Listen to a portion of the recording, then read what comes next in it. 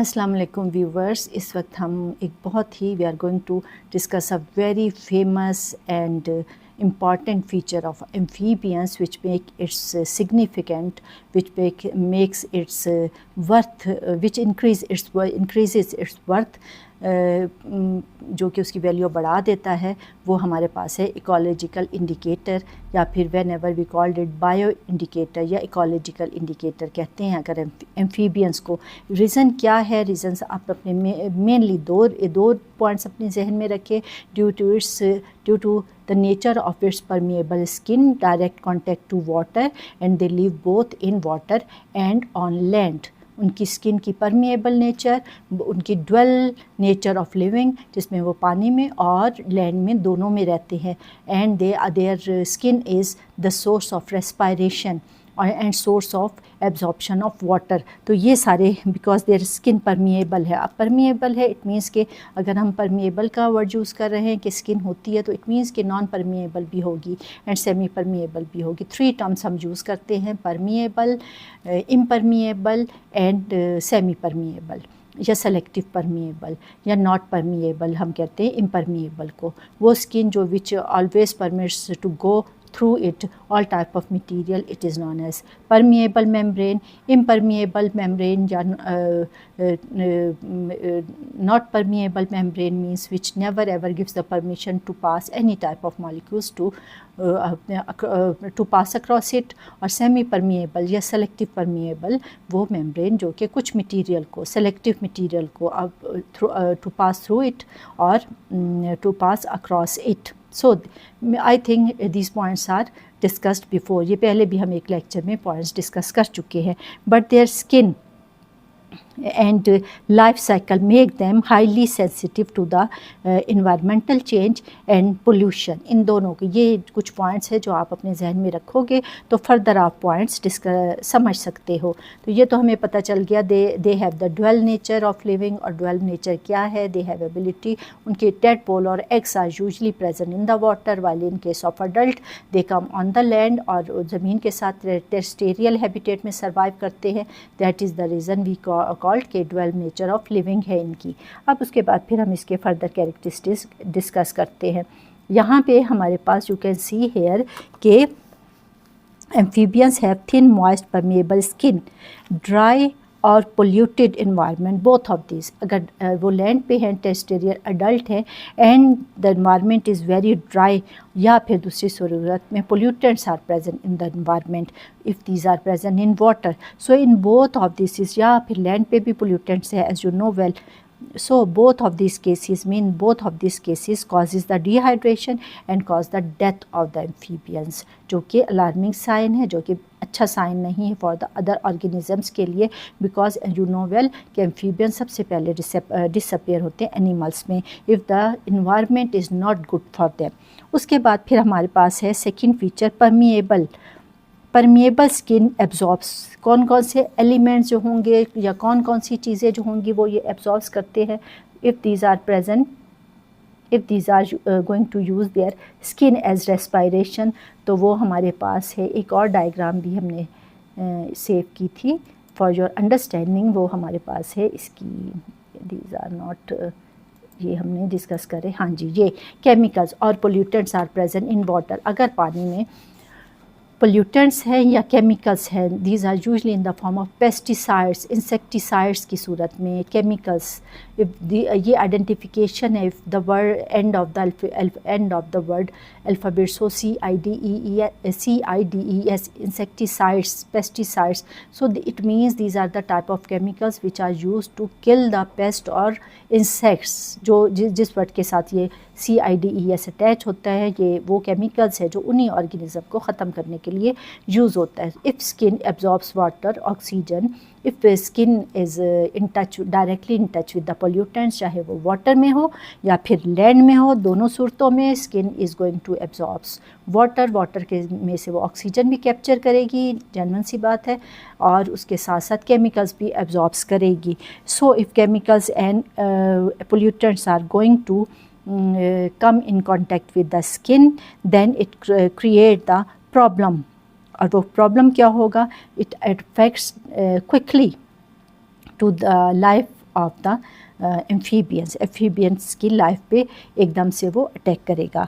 Their survival indicates clean unpolluted surroundings. अगर ये grow कर रहे हैं, इनका ब्रीडिंग या इनका सर्वाइवल रेट ज़्यादा जा रहा है, सो इट इंडिकेट्स कि एनवायरनमेंट इज़ अनपोल्यूटेड है और एनवायरनमेंट जो है वो बहुत ज़्यादा नीट है। सो यू कैन सी इन इस डायग्राम से हमें समझ आती है, इस डिटेल से हमें समझ आती है कि amphibians are the indicator, biological indicator है या इकोलॉजिकल इंडिकेटर है। फिर उसके बाद हमारे पास है dual life cycle, as we discussed before के यहाँ पे हमने पहले भी डिस्कस किया था कि ये ड्वेल लाइफ साइकिल है और dual life mode of living है, जिसमें ये लैंड पर भी हैं और वाटर के अंदर भी हैं। ड्वेल नेचर ऑफ लिविंग है। If and their eggs and larvae live in water, जबकि अडल्ट हमें लैंड में मिलते हैं। इफ़ एनी डिस्टर्बेंस इन इधर इकोसिस्टम। अब इकोसिस्टम क्या है, वैसे हम यूजली इन्वायरमेंट का वर्ड यूज़ करते हैं। If we are going to use the word ecosystem, eco means environment और इकोसिस्टम हम कहते हैं कलेक्टिवली बोथ फिज़िकल फैक्टर्स और बायोलॉजिकल फैक्टर्स। फिज़िकल फैक्टर्स में हमारे पास माउंटेन्स है, लैंड है, वाटर है, all things which are non living and behind और present around us, then it is non living factor होंगे। और लिविंग फैक्टर में बायोलॉजिकल फैक्टर्स आ जाते हैं। Non living factors are physical factors और बायोलॉजिकल फैक्टर्स में all type of living beings, वो प्लांट्स भी आ जाते हैं, एनिमल्स भी आ जाते हैं which are present in our surroundings.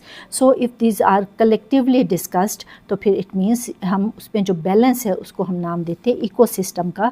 So if any disturbance in इधर ecosystem, whether these are amphibians are present in water और on land, in both of cases affects on their population rate, उनके population rate. अगर environment ecosystem में disturbance है तो उनके population rate, उनके numbers में, उनके स्ट्रेंथ में, उनकी ब्रीडिंग स्टेजेस में तमाम अफेक्ट होंगे। So it is by this point is also by which we can clear that these are ecological indicators.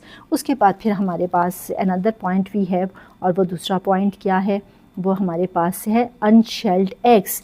As you know, in case of tadpoles, in case of larva and in case of fertilization, both of these processes will be, both of these life cycle stages या processes will be occurred inside of the water, water में मौजूद होते हैं। and eggs are, if these are unshelled, you can C in this diagram, ये पानी में है, jail की तरह का स्ट्रक्चर है इनका और बहुत ज़्यादा सेंसिटिव है। They lack protective shells and easily damage by the, अब किन किन चीज़ों से, if pollutants are present in the water, या फिर in case of acid rain, या फिर chemical pollution is present around amphibians, या एम्फीबियंस के टेडपोल या एग्स के गिर्द मौजूद हैं।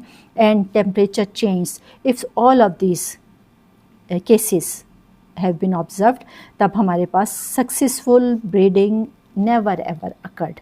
So it means if successful breeding is not going on, then stable environment is not considered और हमारे पास good result नहीं आएगा with the consideration of population rate, जो amphibians का population होना चाहिए वो नहीं होगा। So it is also the alarming sign, ये भी indicate करता है कि amphibians are good इकोलॉजिकल या बायोलॉजिकल इंडिकेटर।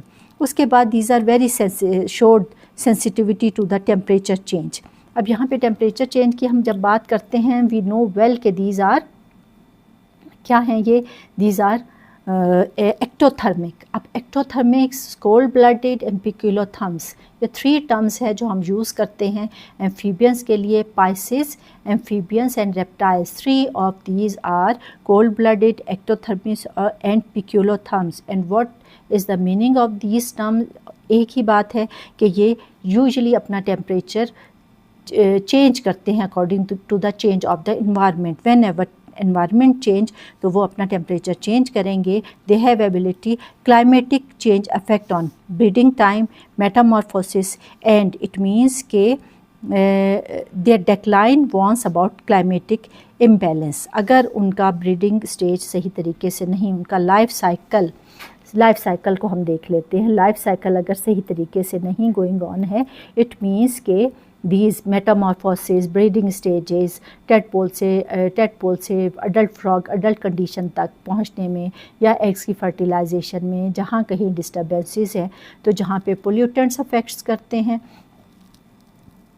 जहाँ पे हमारे पास केमिकल्स अफेक्ट्स करते हैं, जहाँ पे हमारे पास हैवी मेटल्स अफेक्ट करते हैं, presence of heavy metals in the water, side by side वहाँ पे टेम्परेचर चेंज भी अफेक्ट करता है because these are cold blooded poikilotherms या फिर एक्टोथर्मिक हैं. सो उसके बाद फिर हम देखते हैं they have a very specific place in case of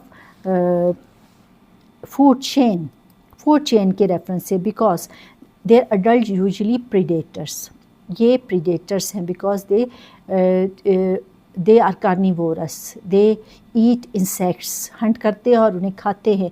so these are predators और प्रे के तौर पे दूसरे कार्निवोर्स इन्हें डाइट के तौर पे यूज़ करते हैं. So they have the specific place in the food chain and they play both role predators and prey. If reduction in insects और increase in toxins they are going to be suffered. बल्कि हमें ये as we discussed that they play very important role as predators and prey. If reduction in insects and increase in toxins around them, then both of these affect their population, दोनों का इनकी population पे affect होगा. उसके बाद फिर हमारे पास है अर्ली वार्निंग सिस्टम है या early, as we discussed that they play very important role as predators and prey. If reduction in insects and increase in toxins around them, then both of these affect their population, दोनों का इनकी population पे affect होगा. उसके बाद फिर हमारे पास है अर्ली वार्निंग सिस्टम है या अर्ली वार्निंग ऑर्गेनिजम्स हैं. Amphibians, if amphibians disappear before other animals, अगर एम्फीबियंस डिसअपेयर हो जाते हैं then this also gives the alarming sign to the other organisms. और वो डिसअपेरेंस किसकी वजह से है? डिसअपेरेंस हैबिटेट डिस्ट्रक्शन को शो करेगी, डिसअपेरेंस पोल्यूशन को शो करती है और डिसअपेरेंस लास्ट में हमारे पास also the reason of global warming या फिर any change in the temperature. So all of this affect on the population of amphibians and if amphibians are reduces in their numbers, so keep in your mind it also gives the alarming या alert sign to the other organism survival. Okay जी, thank you so much. अपना ख्याल रखें, repetition करते रहें. समझने में अगर कहीं कोई मुश्किल हो रही है या कोई प्रॉब्लम है या कोई टर्म्स की प्रोनाउंसिएशन या स्पेलिंग में मुश्किल हो तो आप प्लीज़ डिस्क्रिप्शन को देख लें, क्योंकि मैं हमेशा जो वर्ड यूज़ करती हूँ वो कोशिश करती हूँ जहाँ पे रिक्वायर्ड हो वहाँ पे मैं उसे डिस्क्रिप्शन में ज़रूर शो करूँ. ओके जी, थैंक यू, गुड बाय.